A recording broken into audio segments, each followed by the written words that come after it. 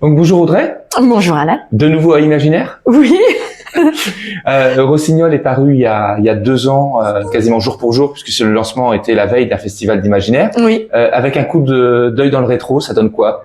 Ça donne un très très beau succès et un super accueil du public, des lecteurs et des lectrices. Ça donne une aventure assez folle parce que il a bien marché à sa sortie, puis il a eu le prix Utopial en novembre 23, parce qu'il a relancé un peu sa vie. Et puis depuis, il marche toujours aussi bien. Je suis encore un peu sur la vague, même 2 ans après là. Donc hyper chouette et des super retours et je suis trop ravie. Alors, à l'époque, on n'avait pas parlé sur la dernière interview qu'on a faite de ton parcours d'écrivaine. Tu avais commencé avec le roman Nosphère en 2017 et Ellipse, un recueil de nouvelles en 2019 en auto-édition. Pourquoi tu avais fait ce choix à l'époque? Alors, j'avais fait ce choix parce que j'avais eu des refus de maisons d'édition. Donc, en fait, j'avais écrit Nosphère dans mon coin, complètement dans le secret. Donc, c'était un texte qui avait tous les défauts d'une œuvre de jeunesse, on va dire. J'avais envoyé à des maisons d'édition un peu n'importe comment. J'avais pas vérifié les lignes éditoriales des maisons, enfin un peu, mais bon, voilà. J'avais pas rencontré les éditeurs avant. J'avais vraiment envoyé par l'adresse mail ou le truc sur le site pour soumettre un manuscrit. Des choses que maintenant, quand je vois, je me dis c'était des erreurs en fait que j'avais fait, mais c'est pas grave. Et en fait voilà, j'avais fait tout ça, puis en même temps, en même temps que je recevais les réponses négatives, mais encourageantes quand même, parce que j'avais des réponses de 4-5 éditeurs qui étaient détaillés en fait de ce qu'ils avaient trouvé bien et ce qu'ils avaient trouvé perfectible et ce qui m'encourageait à travailler. Et ben j'avais aussi rencontré des personnes qui faisaient de l'auto-édition et qui m'en avaient parlé. Et je m'étais dit, parce qu'un des éditeurs me l'avait dit aussi, il m'avait dit ce sera peut-être pas ce roman-là qui sera votre roman, mais c'est effectivement la base de travail qui peut être intéressante à quand même conserver. Et donc moi je voulais qu'il soit lu en fait le truc. Donc je l'ai mis en auto-édition pour qu'il soit confronté au regard des lecteurs et que j'ai en fait tout ce retour. Et donc l'auto-édition ça m'a permis 3 trucs. Déjà de rencontrer plein de gens super sympas et de me faire plein de copains parce que j'ai commencé à aller en festival et en librairie et ça c'était chouette. Ça m'a permis d'avoir ce retour des lecteurs en fait sur le rythme, le texte, le style, les thématiques, les personnages, enfin d'avoir tout. Alors c'était un peu beaucoup parce qu'on se prend des retours des fois un peu contradictoires.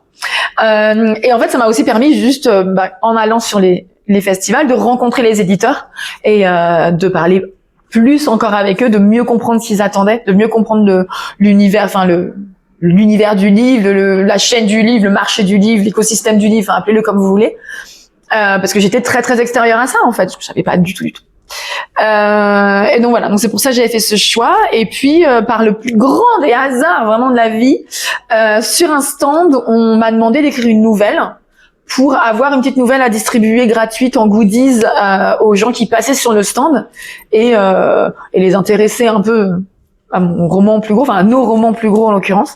Et c'est là que j'ai écrit ma première nouvelle qui était Citoyen Plus, qui en fait a vachement bien marché et qui là a permis moi de commencer à écrire de la nouvelle et de me faire repérer par cet axe-là beaucoup plus en fait que par mon roman auto-édité. C'est mes nouvelles qui ont plus attiré le regard des éditeurs après, notamment du Bélial en fait. Et aujourd'hui, tu as annoncé que tu allais freiner cette partie-là, en tout cas que tu allais plus en reproposer. Pourquoi? Parce que c'était justement lié au ce que tu appelles les défauts de jeunesse. Oui, non, enfin oui, en partie, mais plusieurs raisons. Donc en auto-édition, moi j'avais Noosphère, donc le roman sorti en 2017. Qui est de l'anticipation sociétale, et Ellipse qui est un recueil de nouvelles parce que j'avais envoyé plein de nouvelles au concours aux appels à texte, et toutes celles qui gagnaient pas, il y en a beaucoup qui gagnaient quand même, toutes celles qui gagnaient pas, comme je savais faire une maquette, je savais avoir une couve, enfin je savais faire l'auto-édition, je les avais auto-éditées. Et puis ça me faisait un deuxième livre sur le stand, et puis ça fait un peu de sous aussi, disons-le. Et donc je l'avais auto-édité, donc j'avais ces 2 titres-là. Je les ai tous les 2 dépubliés. Alors déjà parce qu'ils étaient publiés par Amazon pour des questions éthiques en général et encore plus aujourd'hui avec ce qui se passe outre-Atlantique. J'avais décidé de prendre des distances avec la plateforme Amazon et également parce que j'avais plus le temps de les promouvoir en fait. C'est pas ce que je mets en avant dans mes publis, c'est pas ce que je les prends plus avec moi sur les festivals à part ici à Imaginaire, mais c'est très très exceptionnel. Donc en gros, voilà, j'en faisais rien de spécial. J'avais plus d'énergie ni de temps à leur dédier. Et sur Noosphère, pas sur Ellipse, mais sur Noosphère, pour le coup, oui, on était quand même sur un roman de 2017, écrit toute seule, sans travail éditorial autre que de la correction grammaticale. Donc c'est pas du tout, ça ne reflète pas mon niveau d'écriture actuel, et ça reflète pas le niveau qu'il y a dans Rossignol. Il n'y a pas eu trop de déception. J'ai quelques personnes qui, après avoir lu Rossignol, sont allées lire Noosphère et qui m'ont fait le retour de c'était très bien quand même, mais on voit la différence, on voit l'évolution de la plume. Et ça, c'est des choses que j'avais pas du tout en tête quand j'ai commencé. Mais il y a quand même une question de carrière à moyen terme et à long terme. On se construit une bibliographie en fait, et donc je me suis dit je vais plutôt amener les lecteurs directement d'abord sur Rossignol, et voilà, Noosphère va repartir un peu dans l'ombre. Moi, j'en conserve les droits puisque c'est de l'auto-édition, donc c'est juste une dépublication en fait, on va dire. Et puis Ellipse, c'est un recueil de nouvelles, et ça c'est un peu différent. Elles sont vraiment top. Je suis toujours à fond sur les nouvelles de SF. Là, c'est vraiment pour m'éloigner un peu d'Amazon, et puis après, on verra je verrai ce que je referai de ces nouvelles-là. Et alors, du coup, il t'en reste combien d'exemplaires? Alors là, il me reste 5 exemplaires de Noosphère en papier. Il me reste un Ellipse ici, parce qu'on est imaginaire à Angers. Et dans ma cave, je dois avoir 5 de chaque. D'accord, donc il faut se presser pour... Il faut se presser, oui, c'est sûr. Alors, en plus, des fois, je reçois quand même des demandes par mail de personnes qui me disent si vous en avez encore dans votre cave, est-ce que vous pouvez me le dédicacer, je vous paye les frais de port et tout. Donc ça, je le fais encore parce que j'ai mon petit stock, et puis s'ils font cette démarche là jusqu'à moi, généralement par mon blog, c'est qu'ils le veulent vraiment. Donc bien sûr, je le fais. Mais voilà, Noosphère a été disponible en librairie et sur commande, et ça, pareil, il y a 1 an environ que je l'ai retiré de la base de données des libraires, la base de données d'Illicom des libraires. Donc voilà, il commençait déjà un peu à être moins disponible. Et c'est pas la seule nouvelle cette année, puisque fin août, un nouveau roman est prévu au Bélial. Oui. Un roman est prévu au Bélial, puisque c'est une novella pour le coup. Syntonia. Syntonia. Oui. Alors, il est fini? C'est vache comme question, Alan, très vache. Oui, bien sûr qu'il est fini. Il est fini. On est en phase de correction, peaufinage, on va dire. Je suis très très gentille avec moi-même. Donc oui, il est fini. On a une couverture qui vous sera révélée dans très pas longtemps. Je ne sais pas quand, mais dans les jours qui viennent. Et la sortie est prévue pour le 28 août. Ouais, au Bélial. Donc après le vivre ensemble, qui était quand même pas mal au cœur de Rossignol, ça va être est-ce qu'on va être sur la même thématique ou sur une thématique différente? On va être sur une thématique différente. Il y a des thématiques qui sont dans Rossignol qui sont aussi dans Syntonia, parce que j'estime que moi j'ai encore besoin de les explorer. Donc il y a aussi la question de la transmission, des liens familiaux, et de tout ce qui est transmission familiale / trauma familiaux, on va dire. Sinon, on n'est pas trop sur le vivre ensemble, on est plutôt sur la question de l'autodétermination, et de comment on s'émancipe en fait de choses qui nous freinent ou qui nous orientent dans certaines voies, et on veut effectivement explorer d'autres voies, et comment on se libère de choses, de liens invisibles en fait. Donc ça va être, je vais loin dans les... Voilà. On va être sur un parallèle entre émancipation de contraintes sociales et familiales, en parallèle de comment tu t'émancipes, ou en tout cas tu intègres des technologies invisibles, parce qu'on sera sur de la nanotechnologie, donc c'est en fait avec la question de la maîtrise du contrôle de la matière. Donc en même temps, toujours une thématique très scientifique, comme tu avais vu sur Rossignol, et une dimension sociale importante. Exactement, voilà, c'est une petite mise en miroir en fait de ce que vivent mes personnages à leur niveau d'humains, d'individus qui ont des trajectoires de vie, etc.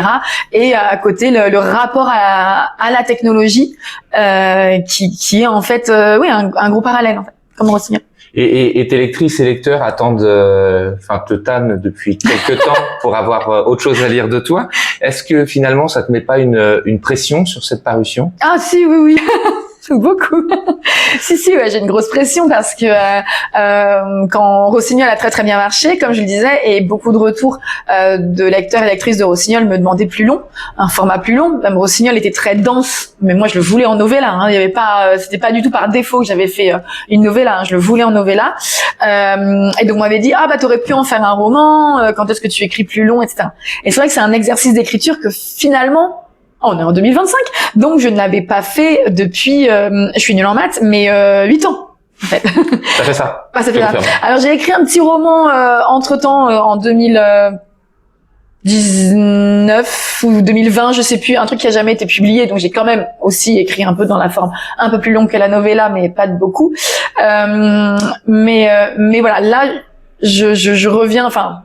c'est pas que j'essaie de faire Rossignol en plus gros parce que c'est pas le cas, hein, c'est pas le même genre de récit intimiste, on n'est pas sur la même densité d'informations, on n'est pas sur un récit qui n'est pas dans l'ordre chronologique. Hein. Je te souviens bien de Rossignol, c'était assez fun à recomposer. C'est quelque chose de plus classique sur un récit en chronologie classique, mais ça reste un roman choral. Enfin, ça reste non. Rossignol n'était pas un roman choral, c'était un roman très intimiste. Mais là, on est sur un roman choral. Donc ouais.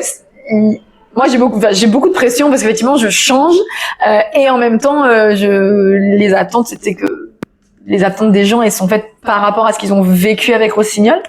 Et donc, on va voir si ils s'y retrouvent sur d'autres choses avec Syntonia. Et je te croise souvent sur les salons. Oui. Oui. Parce que le café est délicieux ici, donc évidemment, tous les salons. Comment tu fais pour faire autant de salons et de réussir à gérer une famille à côté et puis aussi gérer l'écriture? Alors j'ai beaucoup d'amis dans les salons qui m'invitent déjà, hein, il faut être invité au salon. Donc comment je fais? Déjà, j'ai un compagnon de vie formidable, le père de mes enfants, qui gère les enfants. J'ai également arrêté de travailler en juin dernier. J'avais un travail salarié classique. J'étais directrice d'une structure. Donc ça, j'ai mis en pause pour pouvoir écrire le roman, ce qui m'a permis aussi de pouvoir être plus présente dans les salons, également dans les librairies de temps en temps, sur les dédicaces en soirée, en semaine, de faire des interviews. Donc ce genre de choses. Donc voilà, j'ai dégagé un peu du temps et puis ça, encore une fois, ça s'organise sur le temps long, quoi. Au début, j'avais un enfant, un peu d'écriture de nouvelles, après un deuxième enfant et la novella. Maintenant les enfants sont plus grands, roman, mais j'ai dû quitter le travail. Enfin, en gros, c'est de l'agencement et on met la vie privée en adéquation avec aussi le côté pro de l'écriture. Et quand on te croise avec Laetitia Rondeau, ton éditrice, oui. On sent une vraie intimité, une vraie amitié au niveau. Qu'est-ce qu'apporte l'éditrice Qu'est-ce qu'apporte l'éditrice? Oui, j'ai une très très bonne relation avec mon éditrice Laetitia Rondeau du Bélial. En fait, ce qui est très intéressant, moi, avec Laetitia, qui est un peu le hasard de la rencontre. Hein. Je veux dire, j'ai travaillé avec d'autres éditeurs avec qui je m'entends très bien et très sympa, et avec qui je bois des cafés en salon, il n'y a pas de souci. Mais c'est vrai que Laetitia, la chance que j'ai eue, c'est que elle m'a découverte par mes nouvelles auto-éditées, et elle y avait un certain potentiel, et elle a eu envie de m'accompagner dessus. Donc ça, c'est aussi elle qui apporte cette énergie et cette envie-là. Et on a travaillé d'abord sur une nouvelle pour le Bifrost, qui est parue en 2022. En juillet 2022. Donc on a travaillé sur cette nouvelle. Donc on s'est un peu rencontrés aussi sur ce travail-là. On s'est découvertes l'une l'autre sur ce travail-là. Et comme ça s'est bien passé, elle m'a dit est-ce que tu as plus long? Donc là j'avais déjà commencé Rossignol. Donc elle a dit OK, on travaille sur Rossignol. Enfin je l'ai pitché, elle m'a un peu donné des conseils, je lui ai envoyé, on a beaucoup travaillé, on a eu beaucoup d'échanges. Et donc après on a fait une autre nouvelle j'ai fait une autre nouvelle pour Bifrost qu'elle a aussi édité.